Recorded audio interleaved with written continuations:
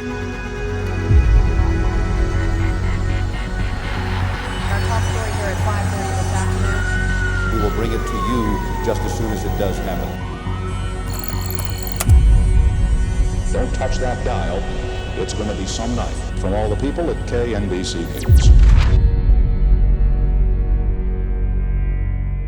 The smoke and the flames are incredible, and firefighters are doing what they can so the fire doesn't jump the road. I was inside the truck. I was trying to get it started. It wouldn't start.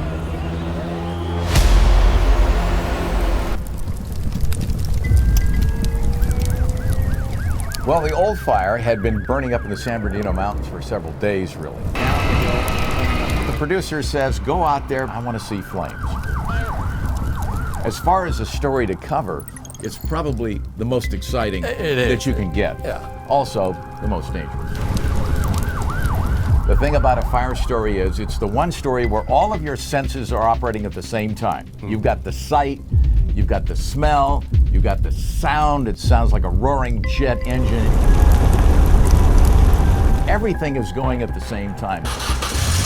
So we get in the news van, Lee and I, just the two of us together. We drive out there, we go up in the mountains, of course looking for a place that we can set up for a live shot, but also trying to find where the action is. There's a two-story house that's right behind this canopy of trees. That was kind of the marching orders that we had. And it didn't take us very long. We got up with a strike team. There was Channel 2. Who else was up there with us? Another KNBC team. Yeah, there was another team from our station up there. So there were about 3 news vans kind of following the strike team around. Flow! We had set up on one side of the road. We run this very tall mast up so we can get a microwave signal back to the station. And I remember you had a big burning hole on top of your shirt by the ember. That's right, when the ember hit We're that thing. so close, the embers hit us. What you want to watch here are the embers and see which way they go. There's like a big burning hole on your shoulder.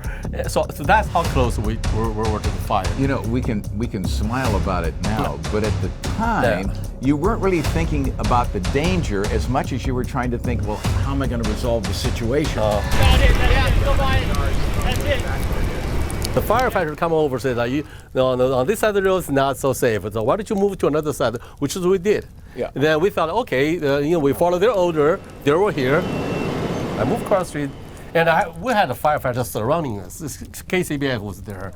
And there's no way this is like a super dangerous surrounding situation. No, I never thought it was dangerous. I thought, okay, I we'll have did. how many firefighters we have with? Like a 20, 30? 20, 30, the whole strike team. Yeah, they're surrounding us. I said, okay, we're okay.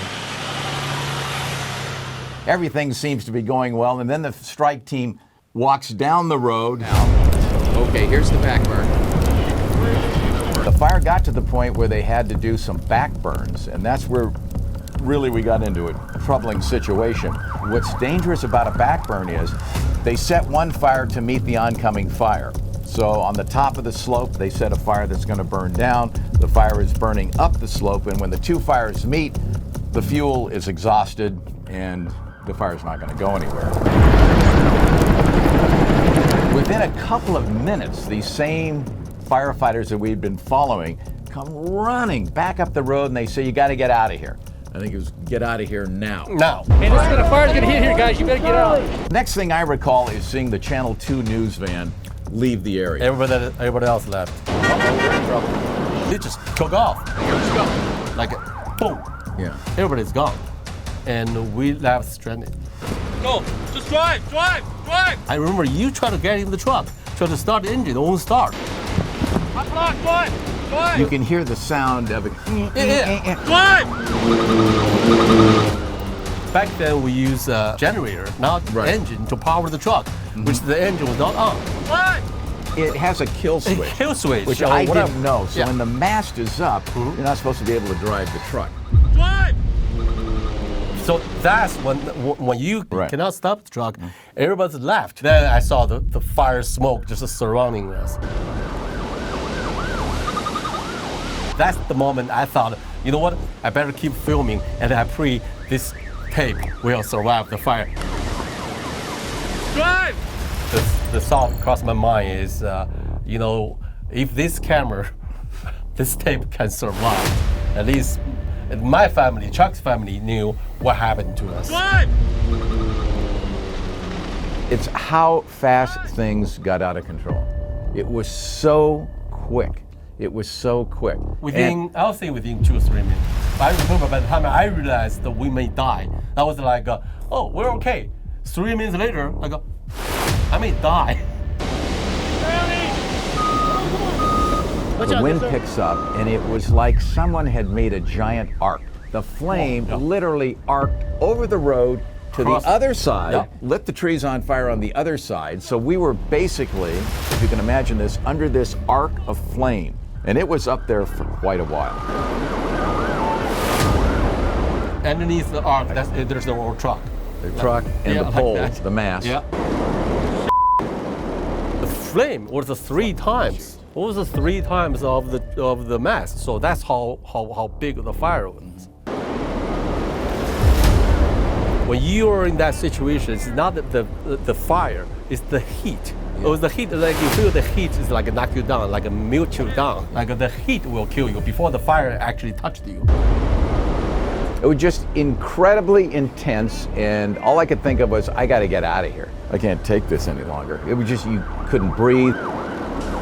This was all encompassing. It was like if somebody had put this superheated blanket around you. It actually covered your face too, because it was really, really difficult to breathe. We weren't wearing any kind of mask. Couple that with that incredible roaring sound. Mm-hmm. Yeah. That's one of the things you never forget. There was a road, but the road is totally cut off by the smoke. Not fire, but the smoke. I finally realized I wasn't going to get it started. It was just too damn hot in there. Yeah. I thought I was going to burn up. And by the time I did exit the truck, all I hear is Lee's voice. Go! I was like thinking, oh my God, how do we survive this? At that point, I'm running, but actually I'm not really seeing because it's smoke in your eyes and your eyes are burning everything. I'm more running to the sound of what I heard was my name. Yeah. Let's go! Then I heard somebody else calling you. The firefighter, The Steve. firefighter. Hey, get in my truck! He backed his truck, back of his truck into. He put you into the passenger seat, right? That's when I see the truck start moving. I realized that the firefighter didn't know I was there. Get in the truck! I jumped in the truck. The truck is in the passenger seat. So the firefighter drove the truck out of the smoke, right? Back! I had this tremendous heat, just like on top of me. So the tape was still recording. All you heard was my. I don't want to repeat the word, but you can imagine what I'm saying. So when you're facing tremendous danger, you're facing death. That's all you can say. So that part recorded too. Is there anybody in that van? No! I got to tell you, if that firefighter hadn't driven back down the road to where we were, We're toast. we were toast. We're toast. Yeah, there's no question about it. And it was just, everything was happening really, really quick. He did a very risky thing. Because he drove back into the flames to pull the two of us out of there. Amazing act of heroism. He's a hero. Yes. By the time we got ready to move our truck, we didn't realize there was so much smoke, and truck could not start the truck. And at that point, the fire from both sides of the highway meet right above us, and we put out the last try, but it didn't happen.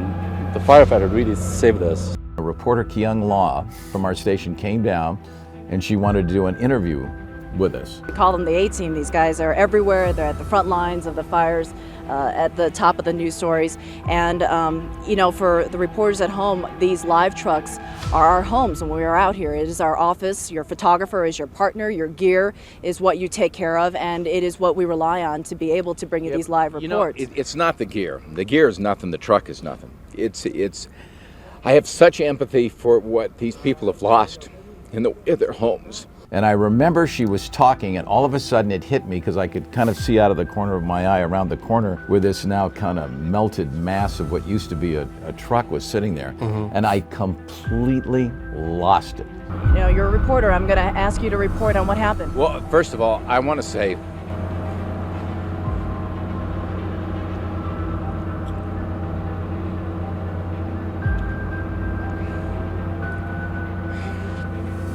Okay, we're gonna give Chuck a moment. And I can only think of twice in my entire broadcast career when I was on camera and I completely lost it, and I did. I remember you couldn't talk. I couldn't talk you after couldn't I talk. saw that. what we did was a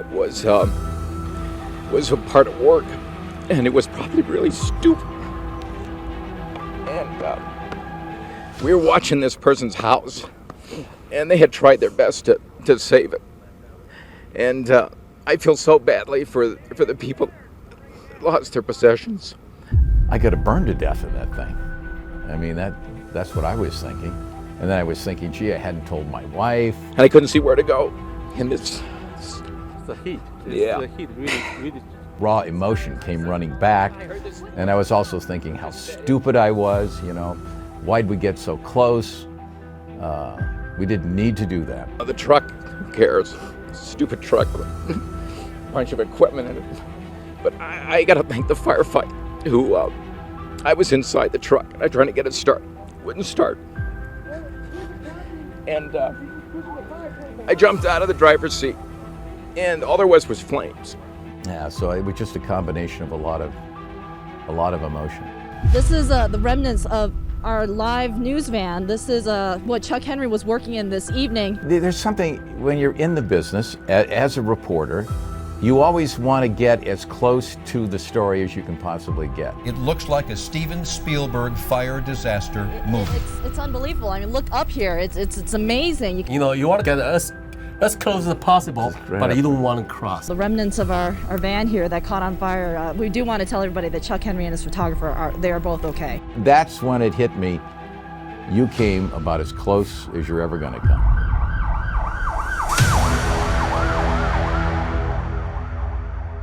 He was 57. Prince sold more than 100 million records, won 7 Grammys, a Golden Globe, and an Academy Award. He's been a constant in my life for 30 years, and I needed to say goodbye to him. He put out great music, and he was a great performer. Truly a once-in-a-lifetime artist.